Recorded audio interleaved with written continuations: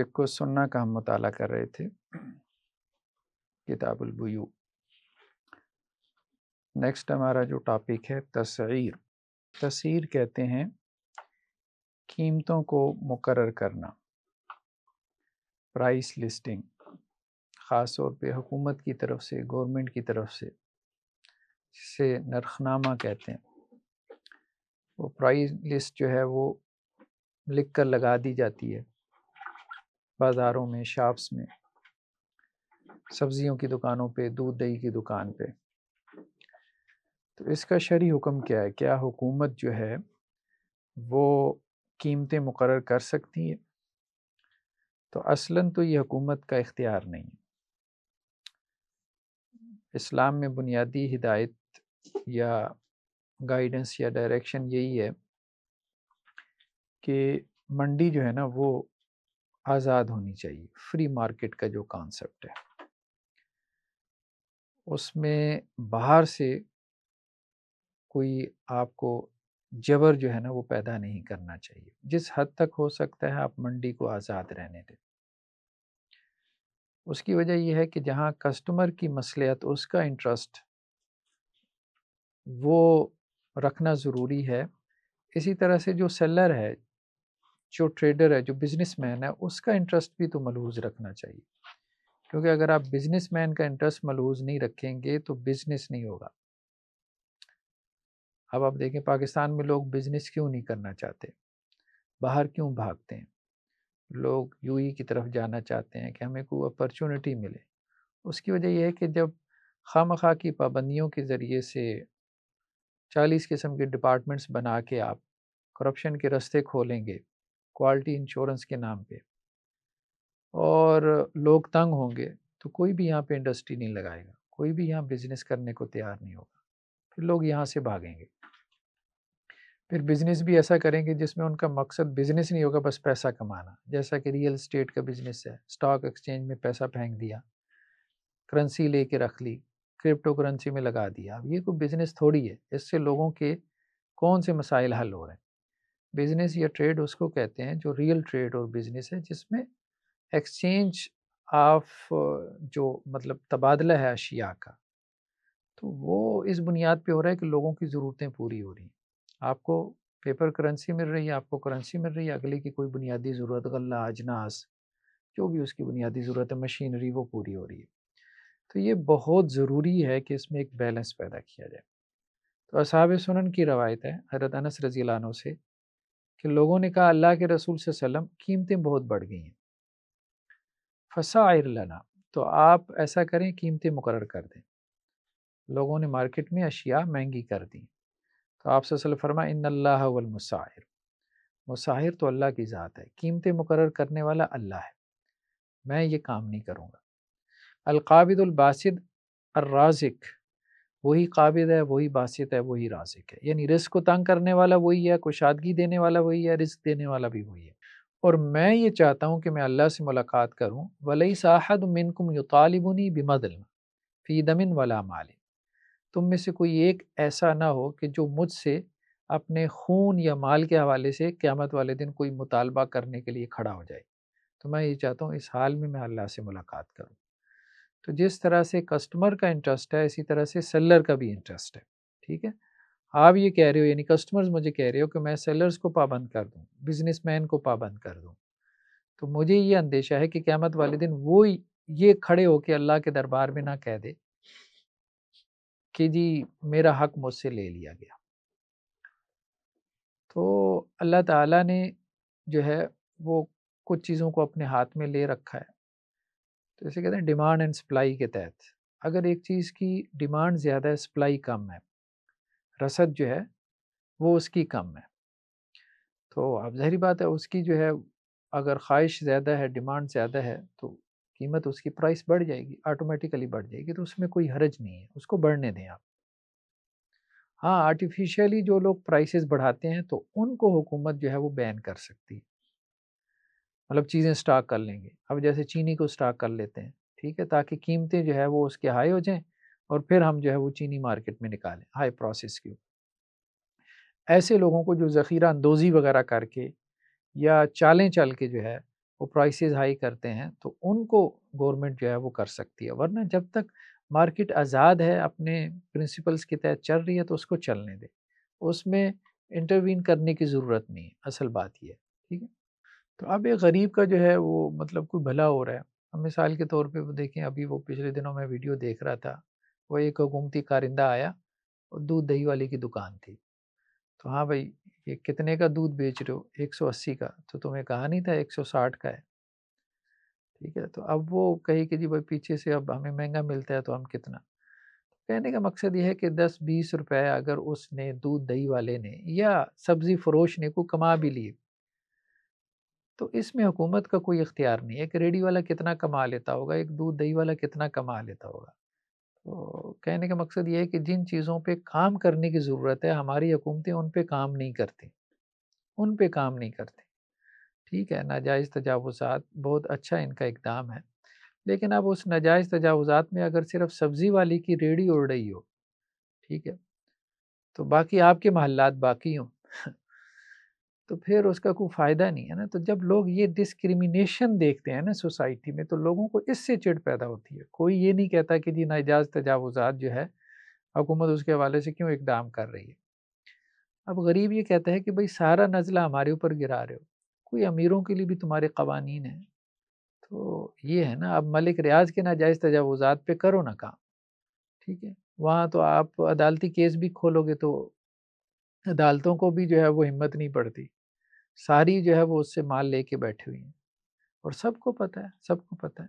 تو بات یہ ہے کہ جو بڑی مچھلیاں ہوتی ہیں ان سے تو آپ مال لے کے حکومتیں چلاتے ہو، اور چھوٹے چھوٹے لوگوں کے اوپر جو ہے وہ ناجائز تجاوزات کی بات کرتے رہتے ہو۔ ابھی کوئی کسی نے سوشل میڈیا پہ شیئر کیا ہوا تھا کہ جی اب ایک نیا قانون آنے والا ہے کہ آپ کی جو ہے اگر آمدن سے آپ کی ٹرانزیکشنز بڑھ گئیں تو آپ کو پکڑ لیں گے۔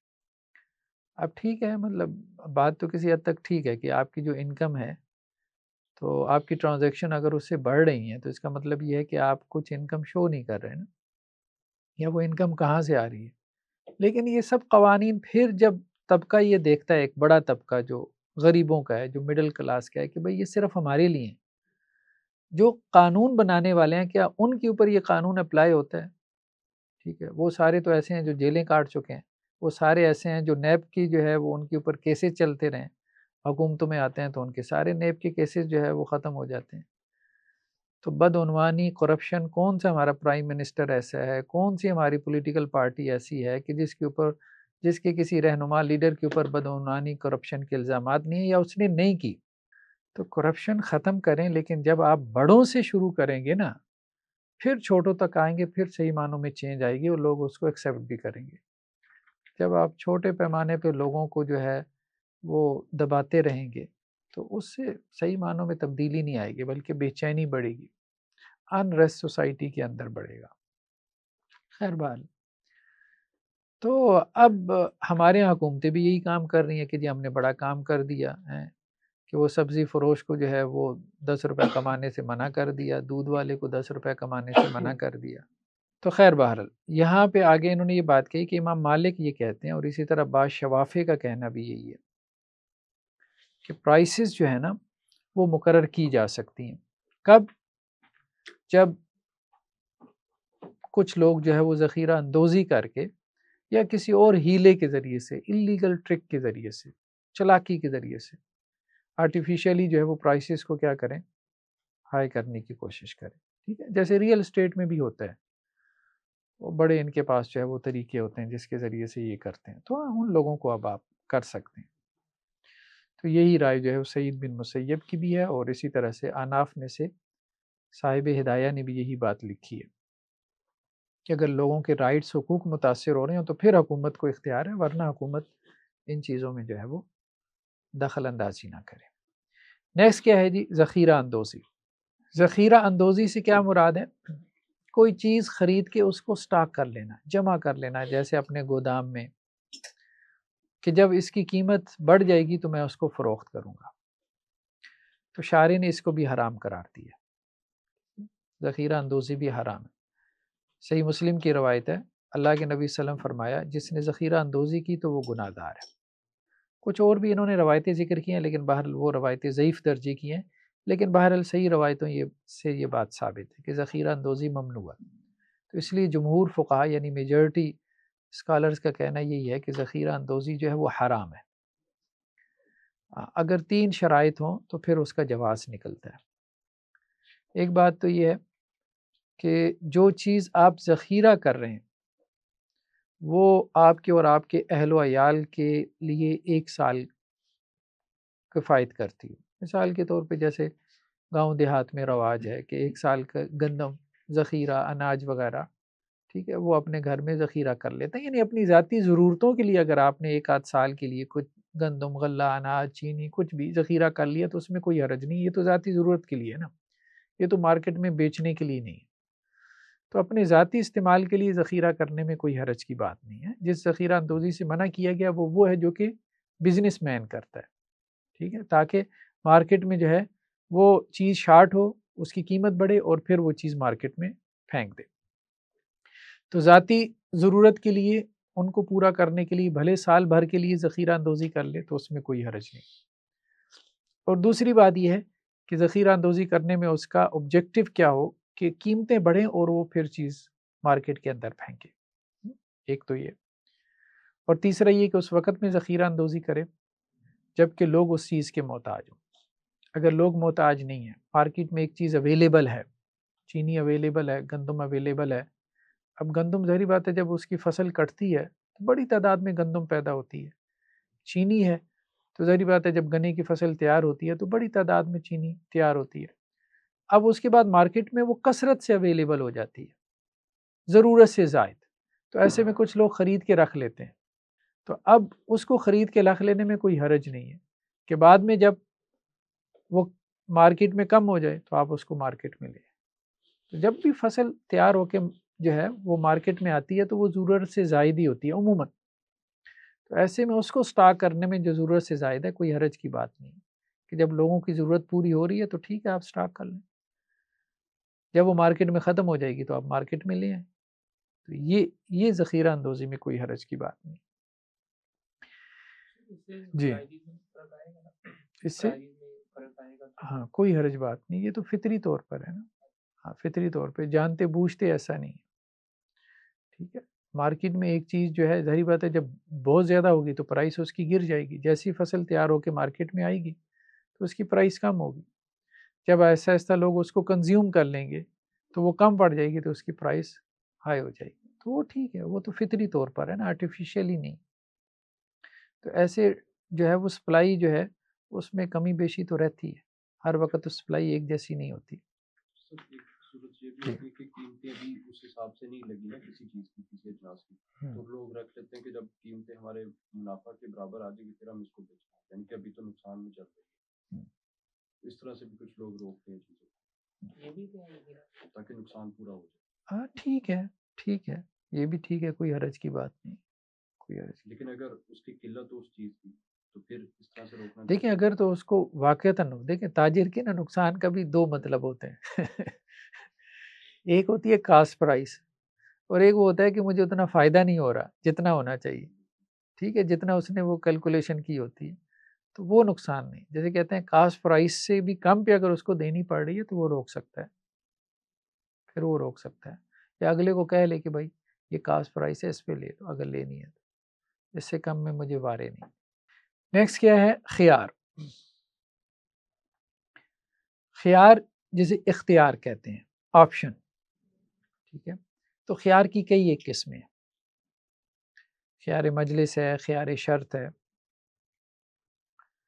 تو یہاں پہ خیار سے مراد کیا، اختیار سے مراد کیا، آپشن سے کیا مراد ہے، یعنی کس چیز کی آپشن دینا، کسی ایک چیز کی آپشن دینا، چاہو تو یہ سودا برقرار رکھو چاہو تو ختم کر دو، یعنی کوئی ایک کسٹمر یا سیلر میں سے کوئی کہے کہ یار سودا برقرار رکھنا ہے تو ٹھیک ہے، نہیں رکھنا تو کوئی بات نہیں، ختم کر دیتے، یہ کانٹریکٹ تھا ہم اس کو ختم کر دیتے، ٹھیک ہے، اس کو خیار کہتے ہیں۔ تو سب سے پہلے خیار مجلس، مجلس کا اختیار، کہ یعنی جب تک بائی اور مشتری کسٹمر اور سیلر ایک مجلس میں ہیں تو ان دونوں کو اختیار ہوتا ہے سودا فسخ کرنے کا، بے فسخ کرنے کا، جو سودا جو کانٹیکٹ انہوں نے کر لیا ہے اس کو ختم کرنے کا ان کو اختیار ہوتا ہے. کب تک؟ جب تک وہ ایک مجلس میں. آپ ٹیبل پہ بیٹھے ہیں، آپ کی بات چیت ہوئی، پرائز فائنل ہو گئی، پروڈکٹ فائنل ہو گئی، اٹھنے سے پہلے آپ نے اس کو کہہ دیا نہیں یار، تو کوئی حرج کی بات نہیں ہے. جیسے وہ خواتین کرتی ہیں نا، 10 کپڑے دے کے وہ آدھی دکان دکھا دیتا ہے، بیچارہ پریشان ہی ہوتا رہتا ہے. سارے کپڑے باجی کھلوا لیے ہیں اور خریدا کچھ بھی نہیں. ٹھیک ہے، تو ٹھیک ہے، خیار مجلس تو ہے، اختیار تو ہے. جب تک آپ اس کی دکان میں ہیں نا، جب تک آپ اس کی دکان میں ہیں تو بھلے آپ نے اسے پیمنٹ کر دیا اور آپ نے چیز اٹھا لی ہے، جب تک آپ دکان سے نکلے نہیں ہیں آپ اس کو واپس کر سکتے ہیں اور اس کو واپس کرنا چاہیے. اچھا، دکاندار بھی واپس کر سکتا ہے. ٹھیک ہے، تو اس میں بعض اوقات ہوتا ہے نا، بڑے آپ اس میں جائیں سٹورز وغیرہ میں، سپر سٹورز میں، گروسری سٹورز میں، تو وہ آپ نے کوئی چیز اٹھائی اور اب آپ جب وہاں پر آتے ہیں پیمنٹ کرتے ہیں اپنا کاؤنٹر پہ آ کے، تو وہ کہتے ہیں سر وہ اصل میں پرانی قیمت لگی ہوئی تھی، یہ چیز جو ہے نا وہ مہنگی ہو گئی ہے. ٹھیک ہے، اب یہ آپ کو اتنے میں نہیں اتنے میں ملے گی، تو اس کو بھی اختیار ہوتا ہے، تو وہ بھی واپس کر دیتا ہے. تو دونوں کو اختیار ہے جب تک وہ جدا نہ ہو.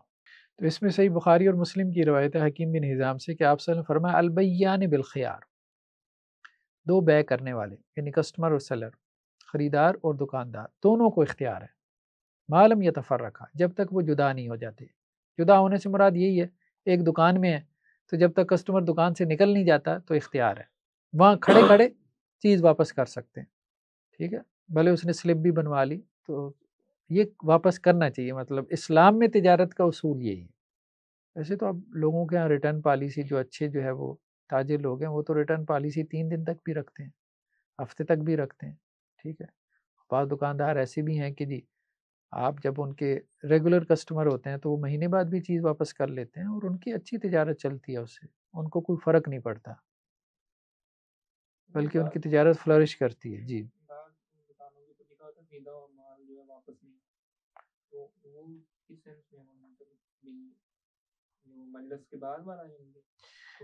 مجلس کی بات کی تو بات ابھی بعد میں کرتے ہیں نا، لیکن مجلس میں جب تک آپ آئیں تو یہ تو ہے، یہ تو حکم آ گیا نا. آپ اس بنیادی پرنسپل ہے کہ آپ انکار نہیں کر سکتے. جی مثال کے طور پہ ہاں، تو جب تک وہ آن لائن ہے بس ٹھیک ہے. جیسے وہ یہی ہے نا، جیسے آن لائن آپ کی مجلس چیٹ ختم ہوگی تو آپ مجلس سے نکل گئے نا، ورچوئل مجلس ہے نا.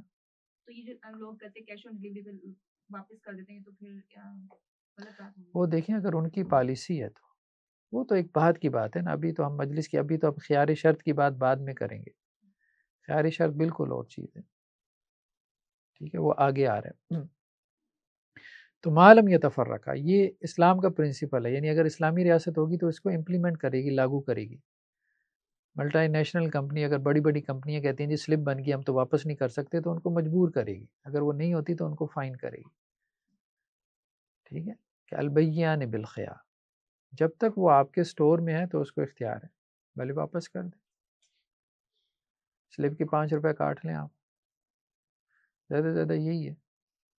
تو جمہور کا موقف یہی ہے، میجورٹی کا موقف یہی ہے.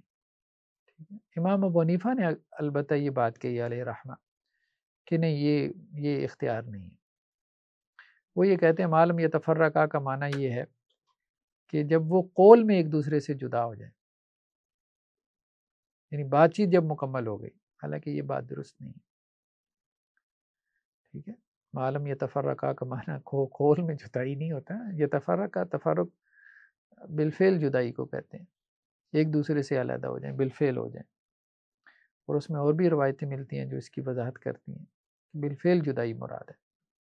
بہقی کی روایت ہے حضرت عبداللہ بن عمر سے کہ عبداللہ بن عمر کہتے ہیں کہ میں نے امیر المومنین حضرت عثمان رضی اللہ عنہ سے وادی میں ایک مال کی بیع کی، اس مال کے بدلے میں جو خیبر میں تھا. یعنی حضرت عثمان رضی اللہ عنہ کا کوئی زمین کا ٹکڑا خیبر میں تھا اور ان کا ادھر مکہ کے قریب وادی میں تھا.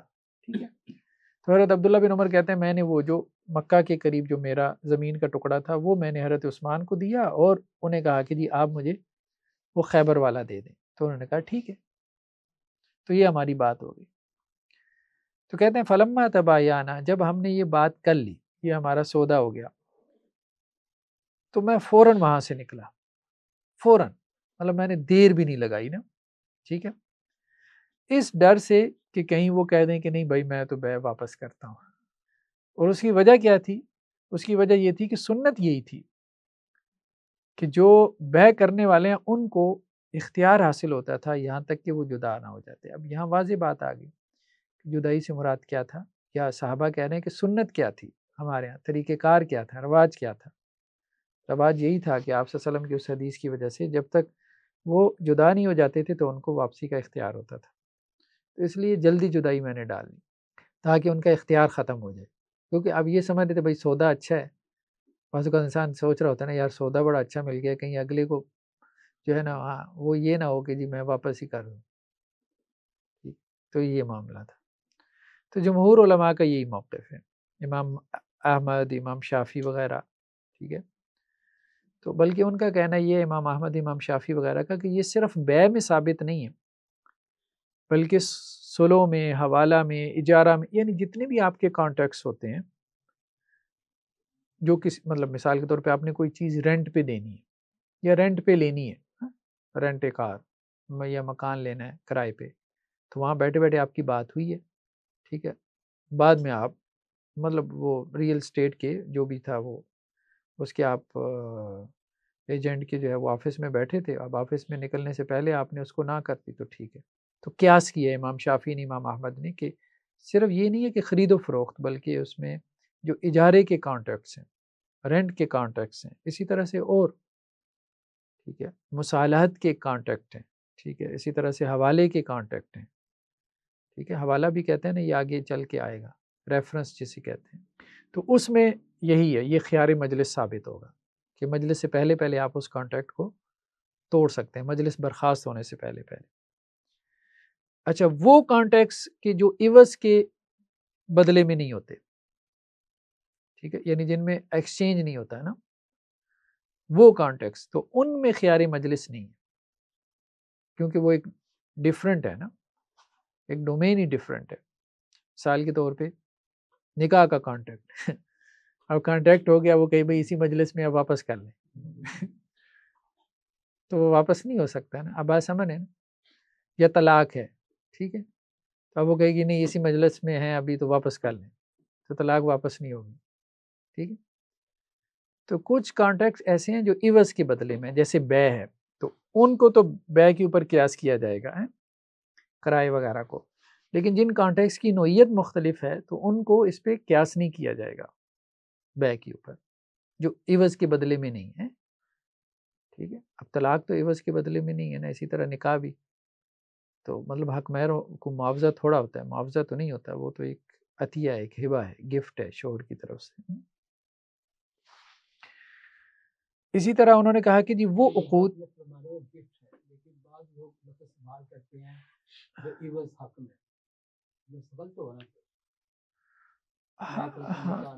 چلے، اصل میں تو قرآن نے اس کے لیے نخلا کا لفظ استعمال کیا، نخلا تو گفٹ کو ہی کہتے ہیں.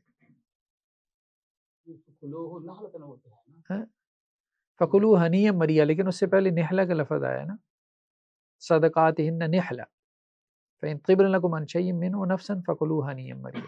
تو نحلہ بیسیکلی کہتے ہیں گفٹ کو. ہاں عوض ہے بھی نہیں نا، ظاہری بات ہے، عوض تو ہے بھی نہیں، عوض نہیں، ٹھیک ہے. تو وہ اب لیکن یہ ہے کہ ہمارے یہاں یہ دیکھیں ناردرن ایریاز وغیرہ میں یا ادھر KPK وغیرہ میں کچھ علاقے ایسے ہیں، سارے نہیں، جہاں وہ حق مہر کی عوض اپنی بیٹی، تو وہاں کانسیپٹ یہی ہے نا کہ جیسے وہ اس کی قیمت لگا رہے ہیں، انسان کی قیمت تو نہیں ہوتی، انسان کی قیمت. میں ترجمہ پڑھا تھا میں نے کہ عورتیں تمہاری مملوکہ ہیں، ان کا خاص خیال رکھو، یہ تو وہی کنسیپٹ آئے تھے. وہاں بھی عوان کے لفظ ہے نا، عوان کہتے ہیں کہ جن کو اللہ نے تمہاری کسٹڈی میں دے دی ہے تو ان کے معاملے میں اللہ سے ڈرو.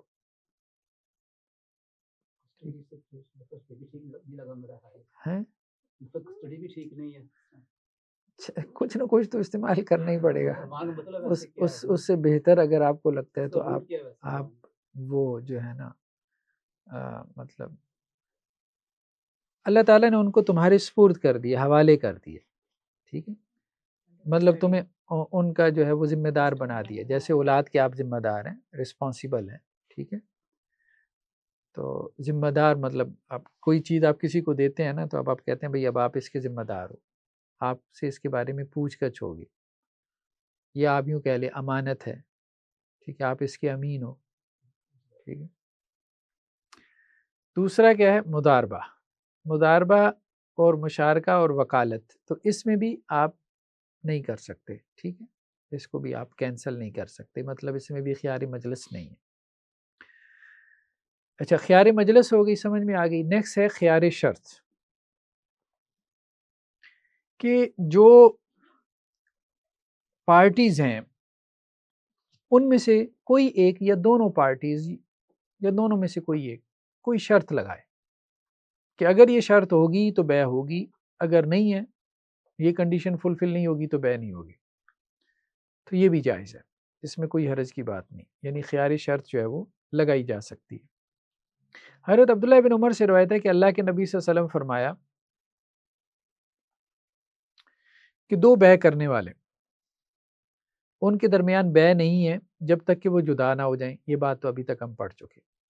جب تک جدا نہیں ہو جائیں تو تب تک سودا مکمل نہیں ہوا، کہنے کا مقصد ہے جب جدا ہو جائیں گے تو سودا تب مکمل ہوگا. الا بیع الخیار، سوائے بیع خیار کے. اگر وہ اس میں، خیار سے مراد یہاں خیار شرط ہے، اگر وہ اس میں شرط لگا لیتے ہیں، شرط یہ لگا لیتے ہیں کہ جی کوئی خیار مجلس نہیں ہوگی، سودا ڈن، اب واپسی نہیں ہوگی، تو اب خیار مجلس بھی ختم. اب بات سمجھ رہے ہیں؟ ٹھیک ہے، تو ایسی شرط لگائی جا سکتی ہے. تو اس کو کہتے ہیں خیار شرط، یعنی بیع میں کسی شرط کا اضافہ کر لینا جس پہ دونوں ایگری کریں، تو کوئی حرج کی بات نہیں. ہاں، تو اب خیار مجلس بھی ختم ہو گئی نا، اب ایک شرط لگا دی نا انہوں نے، ٹھیک ہے.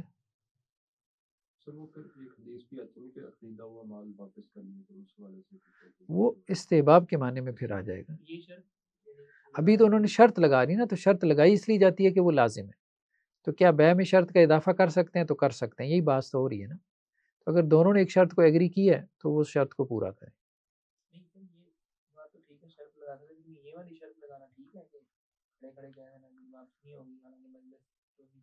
ٹھیک ہے، اب وہ بھی تو دیکھیں نا، ایک اختیار ہے نا، تو وہ اپنا اختیار ختم کر رہے ہیں، دونوں کی رضامندی سے وہ کہتے ہیں بھئی ہم اپنا اختیار ختم کرتے ہیں، تو ٹھیک ہے، کر لیں. انہوں نے اپنا اختیار انہوں نے ختم کر دیا نا، تو یہ بات ہو رہی. ایک اور روایت ہے کہ اللہ کے نبی صلی اللہ علیہ وسلم فرمایا جب دو لوگ آپس میں بیع کریں تو ان میں سے ہر ایک کو اختیار ہے. فَكُلُّ وَاحِدٌ مِّنْهُمَا بِالْخِيَارِ مَا لَمْ يَتَفَرَّقَا، جب تک وہ جدا نہیں ہو جاتے تب تک ان کو اختیار ہوتا ہے، یعنی واپسی کا. وَكَانَا جَمِيعًا، اور دونوں مطلب اکٹھے ہوں ایک ہی مجلس میں. تو او یحیر احدهما الاخر فیتبایا علی ذلک فقد وجب البیع، یا ان میں سے ایک دوسرے کو کیا کرے؟ اختیار دے اور اس پر وہ بیع کر لیں، تو اس طرح سے بھی بیع واجب ہو جائے گی. ایک دوسرے کو کوئی شرط لگائے اور اس پہ وہ ایگری کر جائیں، تو اس طرح سے بھی جو ہے وہ ہو جائے گا. تو خیار شرط سے مراد یہ ہے کہ کوئی شرط لگا دے، دونوں میں سے کوئی ایک شرط لگا دے. اب جیسے کچھ جو ہے نا دکاندار جو ہے وہ شرط لگا، کہتے ہیں بھائی بس لے گئے نا واپسی نہیں ہوگی، یہاں چیک وارنٹی ہے، یہاں چیک کر لو، چیک کر کے دکھائیں گے آپ کے سامنے، یہ چلا کے دیں گے، ٹھیک ہے، گھر جا کے کوئی وارنٹی نہیں، خراب ہو گئی تو آپ کی. مطلب جو چیزیں سیکنڈ ہینڈ چیزیں آتی ہیں، الیکٹرانکس کی ہوتی ہیں، سیکنڈ ہینڈ آتی ہیں، یوزڈ میں آتی ہیں، تو ان میں عموماً چیک وارنٹی ہوتی ہے نا، ٹھیک ہے. ہاں الاؤڈ ہے، وارنٹی جو ہے نا وہ الاؤڈ ہے، دی جا سکتی.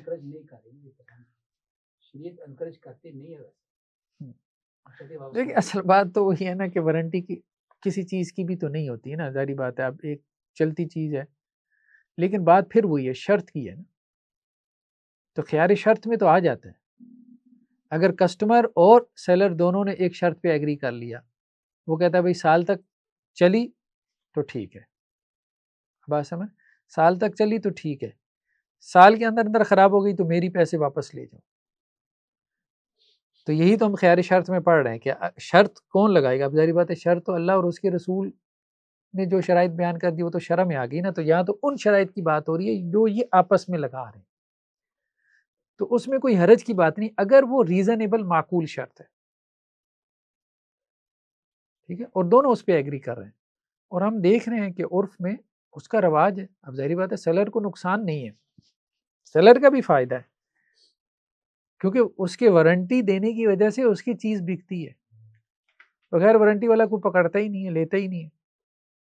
اور پھر اگر وہ 100 چیزیں نکال رہے تو مجھے بتائیں 100 کی وارنٹی تھوڑی آ رہی ہے.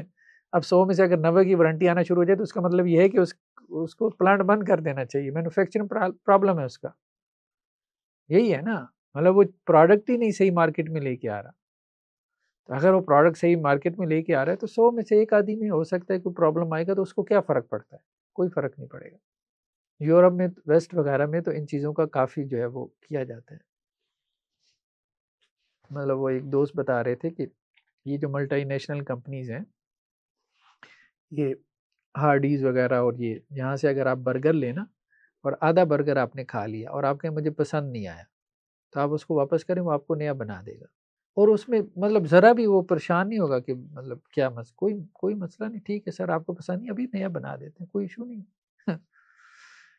تو میں اس کو کہہ رہا تھا کہ یار یہ پھر لوگ تو اس کو مس یوز کریں گے. تو اس سے کوئی فرق نہیں پڑتا ان کو کوئی فرق نہیں پڑتا. ان کا کاروبار اس سے زیادہ چلتا ہے، ٹھیک ہے. مطلب ہاں 100 میں سے کتنے لوگ کہیں گے.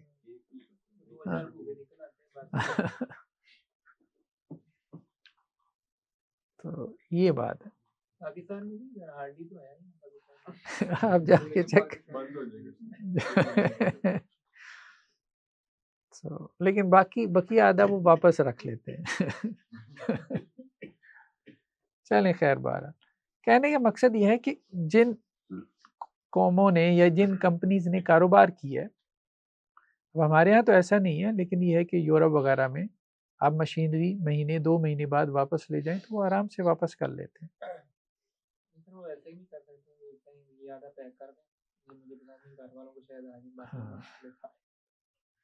ٹھیک ہے جی.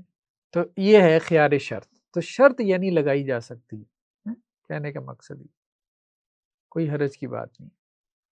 وارنٹی کی شرط ہو یا کسی اور چیز کی شرط ہو. اب مثال کے طور پہ ابھی میں وہ دیکھ رہا تھا، ایک بھینس والا، وہ بھینسوں کا کاروبار کرتا تھا، تو اس نے بھینس بیچی کسی کو، 2 بچوں کو وہ لے کے کھڑا تھا، ٹھیک.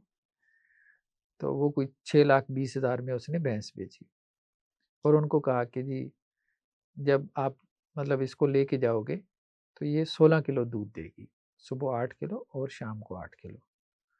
تو وہ بھینس واپس کرنے آئی ہوئی تھے، مطلب ان کی کنورسیشن چل رہی تھی اور اس کی وہ ویڈیو بنا رہے تھے. اور وہ بچے کہہ رہے تھے کہ جی ہم آپ کی بھینس لے کے گئے، آپ نے کہا تھا کہ 16 کلو سے چھٹانک بھی کم ہو تو بھینس واپس لے آنا، اور اس نے کوئی تقریباً 10 کلو دودھ دیا. تو وہ ان کو سمجھا رہا تھا ایسا نہیں ہے، نئی جگہ بھینس جاتی ہے، ہفتہ لیتی ہے سیٹ ہونے میں، یہ ہو جائے گا وہ ہو جائے گا فلاں دس اینڈ دیٹ. لیکن یہ ہے کہ بہرحال اب یہ خیار شرط ہے نا. اب اس نے سیلر نے خود شرط لگا دی، جب اس نے خود شرط لگا دی ہے، ٹھیک ہے، یا تو شرط مکمل بیان کرے نا کہ بھائی نہیں ٹائم لے گا اتنا، اس دودھ پہ آنے پہ نئی جگہ میں ٹائم لے گی وہ، اور یہ آپ کو اس کو ڈالنا پڑے گا، یہ مطلب ونڈا اور فلاں دس اینڈ دیٹ یہ خوراک ہیں، پھر یہ دے گی. جب آپ نے اس کو ایسی کہہ کے پکڑا دی کہ 16 کلو دودھ دے گی، ٹھیک ہے، تو اب ظاہری بات ہے وہ تو پریشان ہوگا. پھر اب آپ اس کو یہ نہیں کہہ سکتے کہ بھائی آپ نے بھینسیں کبھی رکھی نہیں ہے، آپ کو تجربہ نہیں ہے. تو خیار شرط، ہاں تربوز مثال کے طور پہ بیچتے ہیں، ٹھیک ہے، تو بعض اوقات کہتے ہیں بھائی کاٹے نہیں، آپ لے جائیں واپس کر لیں گے، ٹھیک ہے.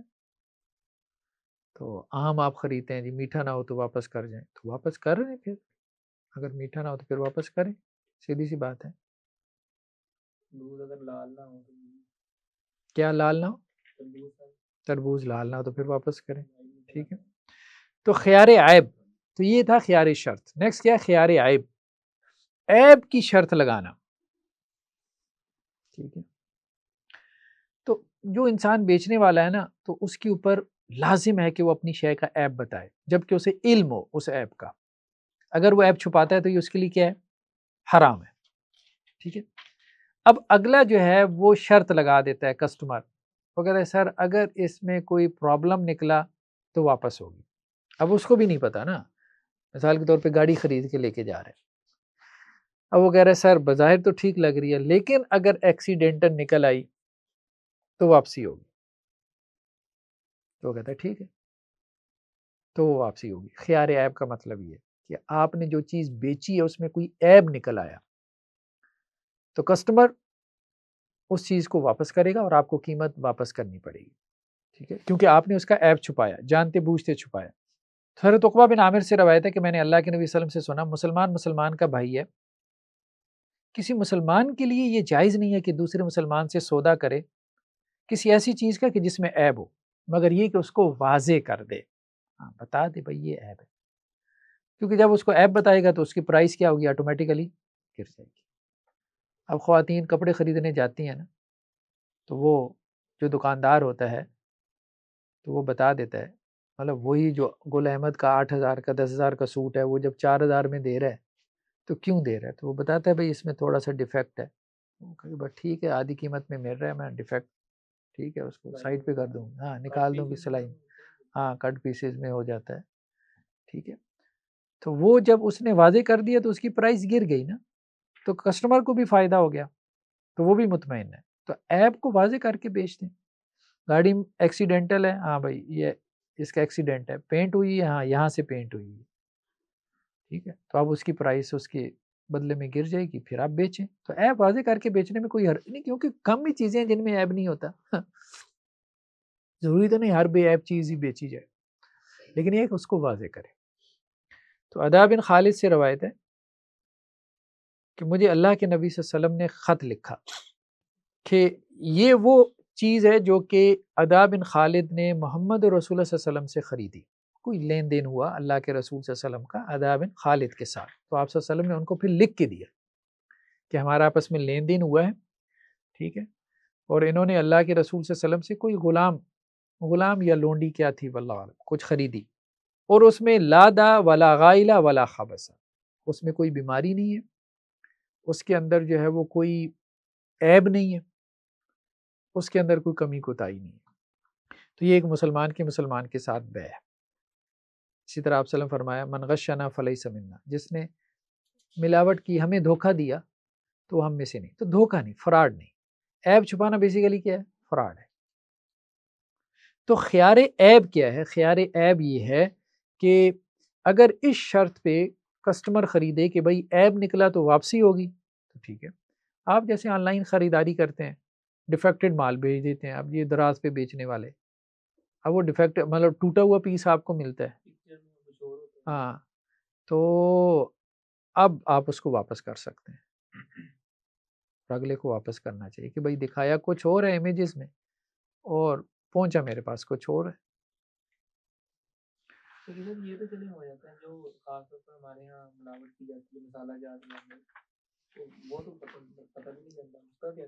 ہاں وہ تو اب دیکھیں ویسے ہی دھوکہ اور فراڈ ہے نا، وہ تو ویسے ہی حرام کام ہے، ہر طرح کے مسالہ جات ایسے ہی. تو نیکسٹ کیا ہے؟ حکم البیع ما وجوب العیب، بیع کا حکم. اگر عیب پایا جائے تو پھر بیع کا حکم کیا ہے؟ دیکھیں وہی بات جو ابھی ہم نے کی ہے کہ اگر تو مشتری کو کسٹمر کو عیب کا علم ہے، ٹھیک ہے، تو پھر تو بیع منعقد ہوگی. یعنی خریدتے وقت اگر کسٹمر کو معلوم تھا کہ اس میں یہ عیب ہے تو پھر بیع منعقد ہوگی. لیکن اگر اس کو علم نہیں تھا تو پھر بیع واپس ہوگی. بس یہ اس کا حاصل ہے. نیکسٹ کیا ہے کہ اگر دونوں میں اختلاف ہو جائے، متبائعین میں اختلاف ہو جائے، یعنی جو بیع کرنے والے کسٹمر اور سیلر میں، خریدار اور دکاندار میں اگر اختلاف ہو جائے تو پھر کس کے قول کا اعتبار ہوگا؟ تو اس میں عام طور پہ موقف یہی ہے کہ بائے یعنی سیلر کے قول کا اعتبار ہوگا. سودا کتنے میں طے ہوا تھا، کن شرائط کے ساتھ طے ہوا تھا، اگر اس میں اختلاف ہو جاتا ہے، ٹھیک ہے، اتنے میں خریدی تھی وہ کہ میں نے اتنے میں بیچی تھی، تو اس میں وہ بائی جو ہے، جو سیلر ہے، وہ قسم اٹھائے گا۔ اگر تو گواہی نہیں ہے، گواہ موجود ہے تو پھر تو گواہوں کی موجودگی میں تو پھر ان سے فیصلہ ہوگا نا، لیکن اگر گواہ نہیں ہے تو پھر جو بیچنے والا ہے وہ قسم اٹھائے گا اور اس کی قسم کا اعتبار کیا جائے گا۔ آگے یہ کہتے ہیں کہ جی اگر آپ نے انڈے خریدے اور انڈا اندر سے خراب نکل آیا، ظاہر بات ہے واپس ہوگا۔ ایک درجن انڈے آپ لے کے آئے، اب انڈا ظاہر بات ہے انڈا آپ نے کھانے کے لیے لیا ہے، اگر وہ کھانے کے قابل ہی نہیں تھا تو بے واپس ہوگا۔ یا ایسے یہ تربوز خریدا، اب وہ کھانے کے قابل ہی ہے تو واپس ہوگا۔ پھل خریدا، کھانے کے قابل ہی نہیں ہے، مقصد ہی کھانا ہے تو وہ واپس ہوگا، ٹھیک ہے۔ تو وہی عیب والی بات کہ اگر عیب دار چیز نکلی تو وہ واپس ہوگی، کیونکہ آپ کا مقصد تو پورا نہیں ہو رہا۔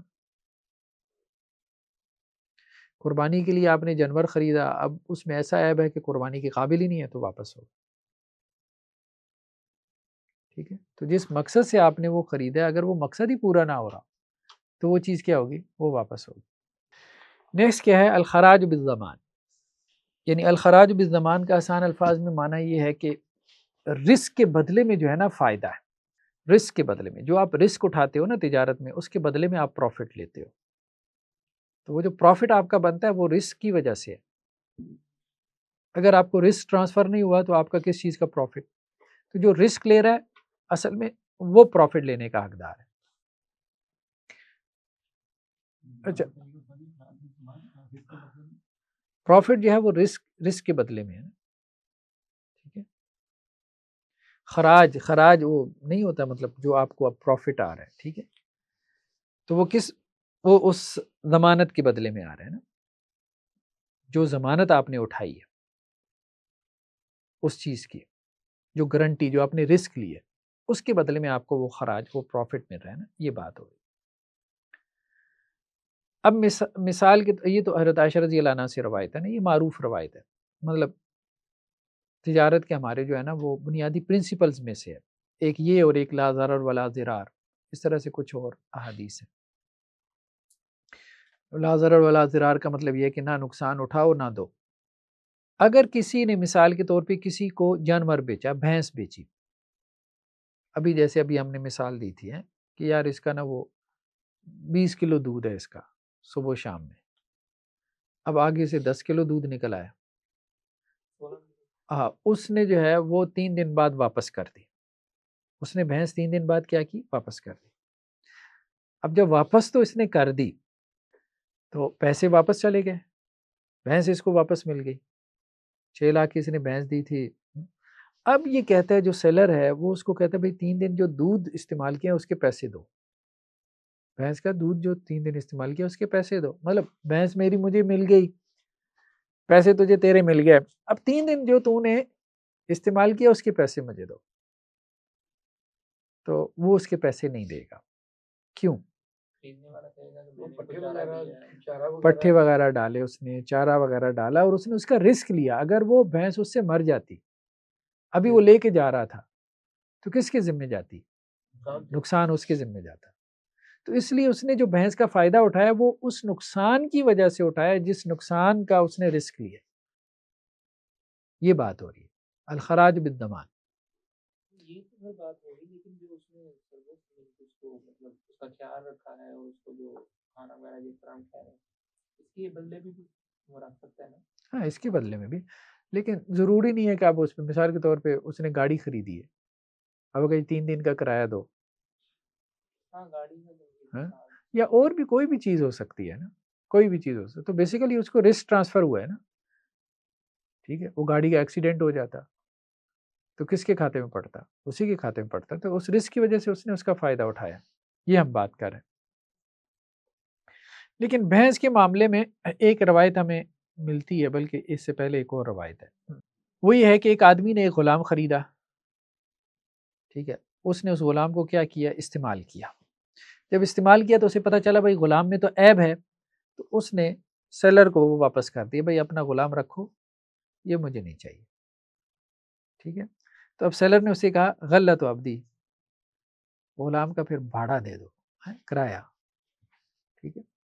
تو اب اس نے کہا بھائی اللہ کے نبی صلی اللہ علیہ وسلم فرمایا الغلۃ بالضمان، اس کا غلام کا کرایہ کس چیز کا، مطلب 3-4 دن اگر میں نے رکھا ہے مثال کے طور پہ، تو وہ تو اس کا ضمان بھی تو میں نے لیا ہے نا، رسک بھی تو میں نے لیا، غلام مر جاتا تو پھر نقصان تو میرا تھا.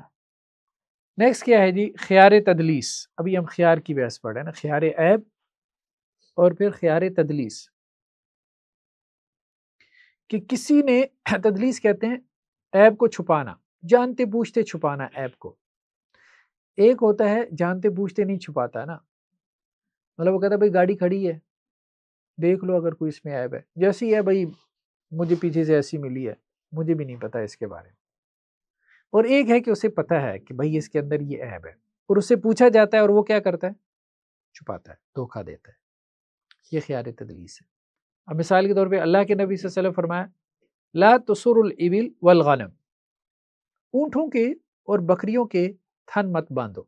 یعنی دور جاہلیت میں یہ رواج تھا کہ جب اونٹنی کو یا بکری کو یا اسی طرح سے گائے کو، یا آپ کہہ لیں آج کل میں بھینس کو کہہ لیں، جب فروخت کرنا ہوتا تو فروخت کرنے والا کیا کرتا، 2-3 دن اس کا دودھ نہیں دوتا تھا، جس سے اس کے تھنوں میں دودھ خوب ہو جاتا تھا. تو جب کوئی آتا تھا خریدار تو اس کو کہتا بھائی اس کا اتنا دودھ ہے، نکال کے دیکھ لو. تو وہ نکالتا تھا، تو ظاہری بات ہے وہ 2-3 دنوں کا دودھ اگر رکا ہوا ہے مثال کے طور پہ، اب پتہ نہیں جانور کا کتنے دن تک دودھ روک سکتے ہیں، وہ تو مطلب ہم تو ایک مثال کے طور پہ بات بیان کر رہے ہیں. تو مطلب مقصد یہ ہوتا تھا کہ کچھ وقت تک کے لیے اس کا دودھ روک لیتے تھے تاکہ اس کے تھن خوب بھاری نظر آئے. تو اس طرح سے وہ جانور کو بیچتے تھے. اب جب وہ بندہ گھر جا کے لے کے جاتا تھا 1-2 دن تو وہ دودھ ٹھیک دیتا تھا جانور، اس کے بعد وہ اپنی روٹین پہ آ جاتا تھا. تو اس کے بارے میں آپ صلی اللہ علیہ وسلم نے کیا فرمایا، بخاری مسلم کی روایت ہے کہ جس نے خریدا ایسے جانور کو تو اس کو یہ اختیار ہے، چاہے تو اس کو روک لے، جانور اگر اس کو پسند آ گیا تو اس کو روک لے، ٹھیک ہے کوئی زیادہ فرق نہیں ہے، چلو کوئی نہیں یار تھوڑا بہت تو چلتا ہے، اور چاہے تو اس کو واپس کر دے. لیکن جب واپس کرے تو کیا کرے، اس کو کھجور کا 1 سا دے دے، ٹھیک ہے، مطلب اس کے پاس بھی 3 دن بھینس نہیں نہ رہی تو اس کی دلجوئی کے لیے 1 سا کھجور اس کو دے دے. یہ اس کی قیمت نہیں ہے جو اس نے دودھ استعمال کیا، کیونکہ ظاہری بات ہے اب اس نے کم و بیش پتہ نہیں کتنا دودھ استعمال کیا ہوگا، 1 سا کھجور تو اس کے، بس یہ ہے کہ اس کے دل میں بھی یہ بات نہ آئے، کچھ نہ کچھ اس کو دے دے. کہنے کا مقصد یہ، کیونکہ برابری تو پاسبل نہیں ہے نا، 1 دن رکھا بھینس، 2 دن رکھی، 4 دن رکھی، کتنا دودھ استعمال کیا، اب وہ 1 ساتھ اس کے برابر ہو نہیں سکتی نا قیاس کے اعتبار سے. اس لیے اناف اس روایت پہ عمل کے قائل نہیں ہے نا، وہ کہتے ہیں یہ خلاف قیاس ہے کہ 1 سا جو ہے وہ اس دودھ کے برابر کیسے ہو سکتا ہے، ہو ہی نہیں سکتا. اور یہ بات ٹھیک ہے، تو ان کے ہاں یہی ہے کہ جی قیاس کے خلاف نہیں ہونی چاہیے خبر واحد، ورنہ ہم قیاس کو لیں گے. جی تو یہ بیسیکلی وہ عوض ہے ہی نہیں نا، یہ عوض ہے ہی نہیں، یہ تو اس کی جو ہے وہ دلجوئی کے لیے، عوض ہے ہی نہیں. جی بہتر ہے دے دے، کیونکہ روایت میں آتا ہے تو بہتر ہے. نہیں آگے بھی ہے، آگے بھی ہے. فمن ابتاعها، دیکھیں نا بخاری مسلم تو آگے لکھا ہوا ہے نا، یہ دیکھیں یہاں سے لا تسر الابل والغنم فمن یہاں تک ہے نا، وسام من تمر، یہ آگے ہے رواه البخاری و مسلم. ٹھیک ہے، تو خیار زمان میں اور تدلیس والے میں کیا ڈفرنس کیسے ہوگا، کس میں تدلیس جو ہے نا وہ تو خیار عیب ہے نا، خیار عیب اور خیار تدلیس.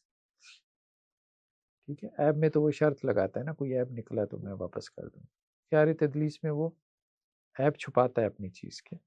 خیار غبن، دھوکہ دینا، تو دھوکہ کبھی بائی کی طرف سے ہو سکتا ہے، کبھی مشتری کی طرف سے ہو سکتا ہے، یعنی سیلر اور کسٹمر دونوں کی طرف سے. یعنی کسٹمر کے دھوکہ یہ ہو سکتا ہے کہ نقلی نوٹ دے جائے، جعلی نوٹ دے آتے ہیں نا، ٹھیک ہے، تو اور سیلر کی طرف سے دھوکا، وہ تو ظاہری بات ہے ہو ہی سکتا ہے. تو اگر دھوکا ہو تو پھر بھی بے کیا ہوگی؟ واپس ہوگی، ظاہری بات ہے. کسی کو جعلی نوٹ اس نے ٹکرا دیے تو بے واپس ہی ہوگی، بے نافذ تو نہیں ہوگی. ہاں اس میں فقہا نے البتہ ایک بات کہی ہے کہ جو معمولی غبن ہوتا ہے نا، معمولی غبن، تو اس کو کنسیڈر نہیں کرنا چاہیے. یعنی یہ 19-20 کے فرق نکل ہی آتے ہیں. یہ چیز میں نے خریدی، اب اس کے اوپر جو ہے نا وہ یہ اسکریچ تھوڑا سا پڑا ہوا تھا، وہ اسکریچ بھی کوئی بہت مائکرو لیول کا، مطلب کیمرہ لگا کے آپ تلاش کر لیں. ٹھیک ہے. اصل میں وہ ایک خاتون کی میں نے پوسٹ دیکھی، اس نے ایک امیج لگایا ہوا نا، کوئی آن لائن اس نے چیز خریدی، کوئی رنگ تھی کیا تھی، حالانکہ وہ تھی بھی کوئی زیادہ مہنگی نہیں، 200-400 روپے کی. تو وہ اس نے نا، وہ آپ کے جو موبائل کیمرہ ہوتا ہے نا، اس میں یہ بھی ہوتا ہے کہ وہ بہت مائنر ڈیٹیل جو ہے نا، ایک کیمرہ اس میں ہوتا ہے جو وہ لے آتا ہے. تو اس نے ایک تو بڑے کیمرے سے تصویر کھینچی، اس سے وہ اسکریچ نظر نہیں آ رہا تھا، لیکن وہ کیمرے کو بہت زیادہ فوکس کر کے نا وہ ایک آدھا اسکریچ نظر آ رہا تھا. تو وہ یہ دکھا رہی تھی، دیکھیں جی یہ میرے ساتھ دھوکہ فراڈ کر دیا انہوں نے. تو کہنے کا مقصد یہ ہے کہ اتنا بھی نہیں ہونا چاہیے انسان کو. اب ایک چیز آنی ہے تو تھوڑا بہت اس کو اسکریچ پڑ ہی جانا ہے. اب وہ اتنا معمولی ہے کہ وہ نیکڈ آئی سے نظر بھی نہیں آ رہا، وہ بہت غور سے دیکھنے سے نظر آ رہا ہے، تو اتنا انسان میں ایکسیپٹنس ہونی چاہیے. معمولی جو ہوتا ہے وہ تو اب چلتا ہی ہے. تو اس میں یہ کہہ رہے ہیں کہ ایک چیز کی دو قیمتیں نہیں ہو سکتی، مطلب کہ ایک جو سیلر ہے، ایک ہی چیز اس کے پاس ایک چیز 200 روپے کی ہے، دوسرے کے پاس وہی چیز 300 کی ہے، تو اس کے بعد سیلر کہ جیسے مجھے مہنگی دے دی ہے تو وہ نہیں نہیں، یہ نہیں مراد، غبن سے مراد دھوکا ہے. دھوکا ہے.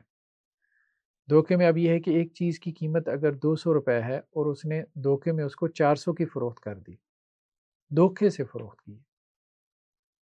ٹھیک ہے، یعنی اس کی قیمت ہی 200 تھی. چائنا کی نہیں ہے، جو جیپنیز ہے. ہاں وہی ہے، ایسے ہی ہے نا. چائنا کی چیز جاپانی بنا کے فروخت کر دیتے ہیں جیسے ہمارے ہیں. اب یہ دھوکا ہے نا، یہ دھوکا ہے، کیونکہ چائنا کی چیز کی جو ہے وہ اپنی ویلیو ہے، پرائس ہے. جو جاپانی ہوتی ہے اس کی اپنی ویلیو ہے. جی. تو غبن کیا ہے؟ غبن یہ عرف اور عادت سے طے ہوگا نا. کیا دھوکا ہے، کیا فراڈ ہے، یہ عرف اور عادت سے، یعنی کسٹم لا سے طے ہوگا. ٹھیک ہے، بات سمجھ میں آ رہی ہے نا. تو امام احمد اور امام مالک کا کہنا یہ ہے، یہ بخاری اور مسلم کی روایت ہے عبداللہ بن عمر رضی اللہ عنہ سے، کہ ایک صحابی تھے، ان کا نام تھا حبان بن منکس. تو وہ سیدھے سادے سے تھے، جب بھی لوگوں کے ساتھ کوئی معاملہ کرتے تھے تو لوگ ان کو دھوکہ دے جاتے تھے عموماً. تو اللہ کے نبی صلی اللہ علیہ وسلم نے انہیں کہا کہ اذا بایعت فقل لا خلاف، جب بھی کسی کے ساتھ سودا کرو نا تو کہنا کہ بھائی کوئی دھوکہ نہیں ہوگا، دھوکہ نہیں چلے گا. پھر تمہیں اختیار ہے 3 راتوں تک کا، چاہو تو وہ چیز واپس کر دو، چاہو تو رکھ لو. تو روایتوں میں آتا ہے کہ یہ صاحب جو تھے حضرت حبان، یہ حضرت عثمان کے زمانے تک حیات رہے، یعنی آپ صلی اللہ علیہ وسلم کے بعد، اور ان کی عمر کوئی 130 برس تک ہوئی، کافی عمر تھی، 130 سال. تو حضرت عثمان کے زمانے میں تجارت کی ایکٹیویٹی بہت ہو گئی تھی، بہت زیادہ تجارتی ایکٹیویٹی، اکانومی جو ہے وہ بہت بڑھ گئی تھی. تو اب یہ بھی خرید و فروخت کرتے تھے بازار میں جا کے، تاجر تھے بیسیکلی، لیکن سادہ لوگ تھے، مطلب زیادہ وہ جسے کہتے ہیں نا وہ ذہین نہیں تھے، تیز نہیں تھے، سادہ لوگ تھے. تو جب یہ کوئی چیز خریدتے تھے تو کوئی دوسرا ان کو کہتا ہے وہ تیرے ساتھ تو فراڈ ہو گیا. تو جب وہ کہتا تھا اس کے پاس پہنچ جاتے تھے، تو نے میرے ساتھ فراڈ کیا، چل واپس لے اپنی چیز. تو وہ اگر کہتا تھا بھائی اس میں کون سا فراڈ ہے، کہاں سے فراڈ آ گیا، تو پھر صحابہ کرام گواہی دیتے تھے نہیں، اللہ کے رسول نے ان کے بارے میں کہا ہوا ہے کہ جس کے ساتھ بھی ان کا معاملہ ہو 3 دن تک جو ہے وہ اختیار ہے ان کو، یہ چیز واپس کرنے کا کہیں تو اس کو واپس کر لو، بھلے تمہیں لگتا ہے نہیں لگتا، واپس کرو. تو اس سے فقہا نے یہ استدلال کیا ہے کہ یہ جو ابھی بات آئی ہے نا، کیا چیز، خیار غبن، کہ غبن کی شرط لگانا سب نہیں لگا سکتے، لیکن اس میں اس بندے کی طرف سے لگائی جا سکتی ہے جو سادہ لو ہو، ٹھیک ہے، اس کی طرف سے کہ یار اگر کوئی دھوکہ فراڈ ہوا نا تو واپس۔ اب اگلے کو نہیں لگ رہا دھوکہ فراڈ، بہت دفعہ میں جو سیلر ہوتا ہے وہ کہتا ہے یار کون سا دھوکہ کون سا فراڈ، تجارت ایسی ہوتی ہے، کوئی نئے آگے ہو تو بات کی سمجھ ہے کوئی نہیں، ہر چیز میں دھوکہ فراڈ سمجھنا تم نے شروع کر دیا۔ اور بعض اوقات ہوتا بھی ہے، کسٹمر زیادہ حساس ہو سکتا ہے، وہ سمجھے کہ جی میرے ساتھ دھوکہ ہو گیا، لیکن دھوکہ بھی ہے مارکیٹ میں، لیکن بعض اوقات نہیں بھی ہوتا۔ تو لیکن اگر وہ شرط لگا دیتا ہے نا تو پھر وہ واپسی ہوگی، کہنے کا مقصد یہ۔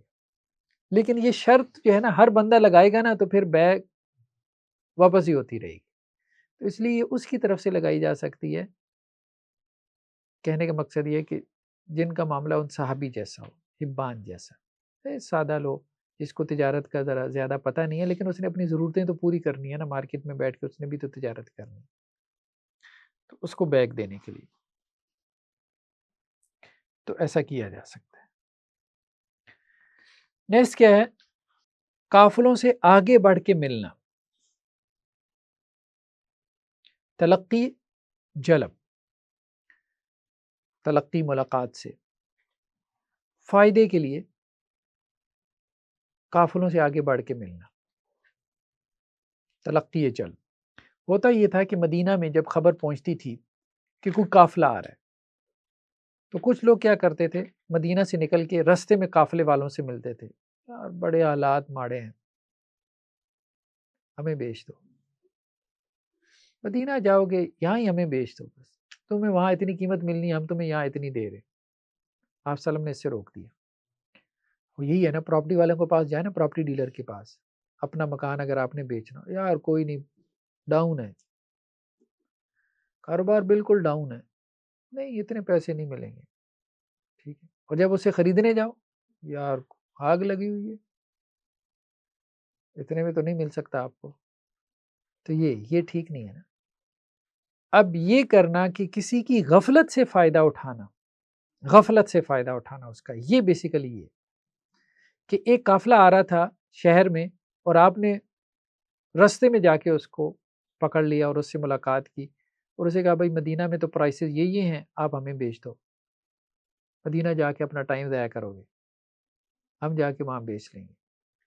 تو غفلت سے فائدہ اٹھانا، ٹھیک ہے، جیسے ہمارے یہاں پراپرٹی ڈیلرز کرتے ہیں، یار اتنے میں تو نہیں بکے گا، ہاں اتنے میں ہم آپ کو گاہک لا دیتے ہیں اور درمیان میں اپنا اچھا خاصا کمیشن رکھ لیتے ہیں، اس کے ساتھ ڈیل کر۔ ایک آدمی کو کیا پتا پراپرٹی کا، ظاہری بات ہے اتنے زیادہ مطلب قوانین، رولز اینڈ ریگولیشنز ہو گئے ہیں کہ ہر بندے کو ہر چیز کی گہرائی کا علم نہیں۔ جب بھی آپ کوئی معاملہ کرتے ہیں تو وہ پوری ایک دنیا ہے۔ ابھی ہم نے سولر لگوانا تھا، وہ پوری ورکنگ کریں آپ، 16 گھنٹے کی ریسرچ کریں بھئی سولر کتنی قسم کا ہوتا ہے، پینل کتنی قسم کے ہوتے ہیں، گرین میٹر کتنی قسم کا ہوتا ہے، فلاں ڈمکان، یہ وہ بیٹریاں، دس اینڈ دیٹ۔ اور اس میں بھی پھر جب خرید لیتے ہیں پتہ کچھ بھی نہیں ہوتا، پھر بھی ہر ایک دوسرے کو کہہ رہا ہے کہ جی یہ بڑا فراڈ چل رہا ہے، جی بڑا فراڈ چل رہا ہے، ٹھیک ہے۔ پھر بعد میں آپ کو پتہ چلتا ہے یار آپ کے ساتھ بھی فراڈ ہو گیا،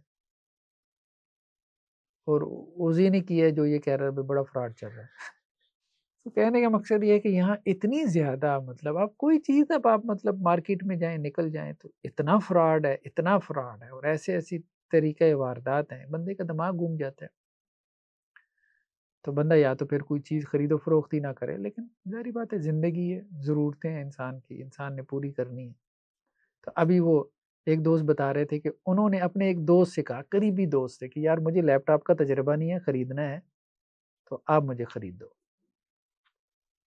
تو وہ دوست نے خرید دیا لیپ ٹاپ، بعد میں کوئی لیپ ٹاپ میں مسئلہ نکلا تو اب انہوں نے کہا جی میں نے واپس کرنا ہے۔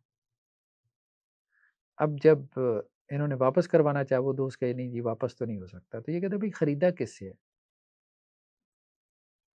تو وارنٹی میں ہے تو ابھی جا کے اس سے بات کر لیتے ہیں۔ تو یہ وہاں اس کے پاس چلے گئے، اس سے بات کی تو اس نے کہا بھائی بات یہ ہے کہ میں کیسے واپس کر لوں، درمیان میں اس نے اتنا کمیشن رکھا ہے، وہ آپ کے دوست نے اتنا درمیان میں کمیشن رکھا ہے، تو میں اس قیمت پہ، جس قیمت پہ یہ گیا ہے، کیسے واپس کر لوں؟ درمیان کے پیسے تو آپ کا دوست کھا گئے۔ تو کہنے کا مقصد یہ ہے کہ بہت زیادہ ہے نا، مطلب کسی آپ ایکسپرٹ سے رابطہ کرتے ہیں اس امید پہ کہ یار چلو اس کی وجہ سے مجھے کوئی 4 پیسوں کا فائدہ ہو جاتا ہے تو وہی آپ کو 4 پیسوں کا جو ہے وہ نقصان پہنچا جاتا ہے. تو خیر بہرحال اس قسم کی جو ہے دھوکے باز معاشرے کے اندر تو ایک نیک بندے کا بھی ہونا مشکوک ہو جاتا ہے. یہ نیک نہیں ہو سکتا. ہاں مطلب اگر کوئی بندہ صحیح بھی ہے نا ایسے ہی تو لوگ دے کے جاری کرنا شروع کر دیں. یہ نیک ہونا بھی آج کل مشکوک ہے. دیکھیں آپ نے کاروبار کرنا ہے آپ اگلے کو بتائیں. آپ کا دوست ہے, آپ کا بھائی ہے, آپ کا ریلیٹیو ہے, بھائی میں آپ سے کاروبار کر رہا ہوں, بتائیں اس کو. یہ دینی معاشرہ اسلامی معاشرہ نہیں ہے. آپ اس کو بتائیں. پھر ٹھیک ہے, پھر پیسے رکھیں. اب وہ یہ سمجھے کہ میرے ساتھ کر رہا ہے نیکی, ٹھیک ہے, اور آپ اس کے ساتھ کاروبار کر رہے ہیں. کیونکہ وہ اس نے تو آپ کو اسی بنیاد پہ کہا ہے نا کہ میرے ساتھ یہ نیکی کرے گا, دوست ہے. ہاں کاروبار کرنا ہے تو اس کو کہیں بھائی میں کر تو دوں گا لیکن کمیشن رکھوں گا, ٹھیک ہے رکھ لو بھائی. اس کو بھی پھر ایکسیپٹ کرنا چاہیے, چلو یار باہر سے بھی کمیشن کسی نے لینا تھا, چلو اس نے لے لیا تو ٹھیک ہے, لے لے, ایکسیپٹ کر لے, لیکن چیز تو ٹھیک دلوا دینا. تو یہ معاملہ ہے.